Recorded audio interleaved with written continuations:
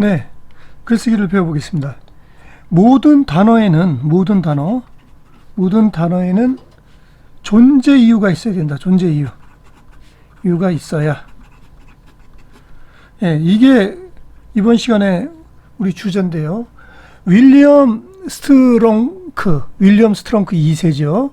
영어 글쓰기 기본이란 아주 그 고전적인 글쓰기 책을 쓰신 분인데, 이 책에서 윌리엄 스트렁크는 글에 사용된 모든 단어의 존재의 이유를 부여하라 라고 조언하고 있어요. 이 말은 달리 말하자면 무슨 뜻이냐면, 어느 단어가 그 문장에서 쓰인 데에는 반드시 존재 이유가 있어야 된다. 예, 그럴 때만 써라, 이런 뜻이죠. 불필요하게 쓰이는 단어라면 없애버리는 게 낫다. 이런 의미로 또 이해하셔도 될 것 같고요. 그런데 사실 상당히 많은 글이 불필요한 요소를 끌어안고 있습니다. 예, 그 자세히 보면은 너무 중복되는 게 많거나, 그러니까 중복되는 게 있거나, 의미가 혹은 약하거나, 전체 문장을 받쳐주는데 별로 효과가 없거나, 깊은 수고 없이 쓰인 단어나 구, 절, 이런 것들이 많은 글에서 발견이 되죠. 제 글도 마찬가지입니다. 그러기 위해서 글을 다듬어가는 퇴고 과정을 반드시 거치게 되는 건데요. 이 과정에서 이런 것들을 잡아내고 골라내고 솎아내고 그러면서 다듬어 가는 거죠. 그래서 이제 퇴고의 과정은 조탁의 과정이다 라고 이제 얘기를 하는 건데요. 여기 예문을 한번 살펴보겠습니다. 그런데 이번 시간에는 예문이 좀 길고 그러다 보니까 쓰기보다는 제가 프린트된 걸 갖고 좀 말씀을 좀 드려야 될 것 같은데요. 자, 한번 읽어볼까요? 오늘날 많은 기업들은 철저한 자기 관리에 조직적 통합을 이끌어내기 위해 막대한 투자를 아끼지 않고 있다. 이처럼 경쟁력 확보는 개인의 생존뿐만 아니라 기업 생존을 위해서도 필수적 요소이기 때문이다. 그렇다면 이때의 원칙은 무엇일까? 바로 인간성과 자발성이다. 모든 기업 경쟁력은 인간적 사고에서 벗어나는 순간 궤도 이탈을 가져온다. 더불어 직원들의 자발적인 참여를 이끌어내지 못한다면 기업은 발전의 동력을 얻을 수 없다. 조직에 공유된 핵심적 가치와 신념을 소리할 수 없는 이유가 바로 이 때문이다. 이렇게 썼는데요. 이건 뭐 거의 그 기업들의 사보나 무슨 뭐 칼럼 혹은 경제 경영서에서 쓰이는 그런 문장 같아 보이는데요. 사실 그냥 이렇게 보면은 뭐 크게 눈에 걸리는 게 없어 보여요. 그렇지만 이거를 만약에 조탁을 해서 이렇게 문장을 우리가 본다면 얘기는 또 달라지는 거죠. 한번 다시 읽어볼까요? 이거는 투가 되는 거고 방금 전 거는 첫 번째 거니까 완이 되는 건데, 자, 오늘날 많은 기업은 철저한 자기관리와 조직 통합을 이끌어내고자 막대한 투자를 아끼지 않는다.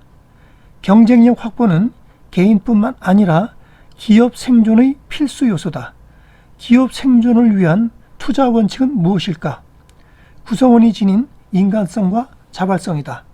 구성원이 지닌 인간성은 조직에 따뜻한 피가 돌게 한다. 나아가 자발적 참여는 발전의 동력이 된다. 조직에 공유된 핵심 가치와 신념에 주목하는 이유이다. 방금 전에 1번 글을 읽었기 때문에 이게 뭐가 차이가 있나 잘 모르실 거예요. 그래서 두 개를 놓고 좀 비교를 해보면 1번과 2번인데요. 예, 잘 보이시나 모르겠습니다. 자, 1번과 2번. 예, 다 보이네요. 1번과 2번을 보면은 많은 부분에서 차이가 나타나죠. 여섯, 여덟, 11줄이에요. 첫 번째 건, 두 번째 건 둘, 여섯, 8줄. 그러니까 한 3줄 정도가 줄어져 있는데, 뭐 내용을 줄인 것 자체가 중요한 게 아니라 어떻게 조탁을 했느냐가 이제 중요한 건데, 보시죠. 오늘날 많은 기업들은 철저한 자기관리에 조직적 통합을 이끌어내기 위해 막대한 투자를 아끼지 않고 있다. 요 문장이죠. 요 문장이 이렇게 간 거예요. 오늘날 많은 기업은 철저한 자기관리와 조직 통합을 이끌어내고자 막대한 투자를 아끼지 않는다. 예. 그 다음에 이처럼 경쟁력 확보는 개인의 생존뿐만 아니라 기업 생존력을 위해서도 필수 요소이기 때문. 예. 여기까지 갔어요. 이건 어떻게 갔을까요? 경쟁력 확보는 개인뿐만 아니라 기업 생존의 필수 요소다. 예, 이렇게. 그 다음에 그렇다면 이때의 원칙은 무엇일까? 바로 인간성과 자발성이다. 예. 여기서는 기업 생존을 위한 투자 원칙은 무엇일까? 구성원이 지닌 인간성과 자발성이다. 이렇게 갔네요. 모든 기업 경쟁력은 인간적 사고에서 벗어나는 순간 궤도 이탈을 가져온다. 더불어 직원들의 자발적인 참여를 이끌어내지 못한다면 기업은 발전의 동력을 얻을 수가 없다. 여기까지 한번 볼까요? 구성원이 지닌 인간성은 조직에 따뜻한 피가 돌게 한다. 나아가 자발적 참여는 발전의 동력이 된다. 이렇게 갔어요. 마지막 줄인데요. 조직에 공유된 핵심적 가치와 신념을 소홀히할 수 없는 이유가 바로 이 때문이다. 라고 썼는데 조직에 공유된 핵심 가치와 신념에 주목하는 이유이다. 이러면서 더 간결하게 간 거죠. 훨씬 1번의 글, 2번의 글 이렇게 놓고 보면은 1번보다 2번이 훨씬 간결해졌고요. 불필요한 서술이 제거된 것을 알 수 있습니다.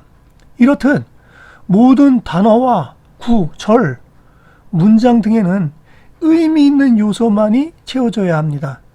글쓰기가 덜어내는 과정이라는 것은 바로 이 때문이죠. 자, 그런 의미에서 정리된 두 번째 글을 한번 살펴볼까요? 다시 한번 읽어보겠습니다. 많은 경우 기업 경영이라든가 논설 혹은 칼럼 이런 데서 이제 쓰일 만한 글인데요. 오늘날 많은 기업은 철저한 자기 관리와 조직 통합을 이끌어내고자 막대한 투자를 아끼지 않는다.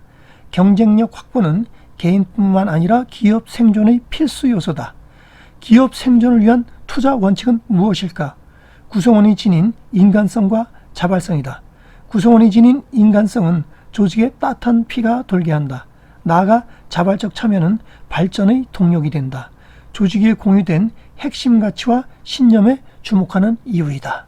예, 많이 간결해졌어요. 자, 이렇게 해서 모든 단어에는 존재 이유가 있게끔 문장을 탄탄하게 다듬고 조율하는 과정이 매우 중요하고 또 필요하다고 보여집니다. 자, 오늘의 글쓰기 팁을 말씀드리겠습니다. 오늘의 글쓰기 팁은 첫 번째, 모든 단어의 존재 이유를 확인해라. 여기서는 모든 단어라 그랬지만 구, 절, 문장, 문단 모든 걸 다 포함을 해도 될 것 같아요. 존재 이유가 있어야 된다. 존재 이유.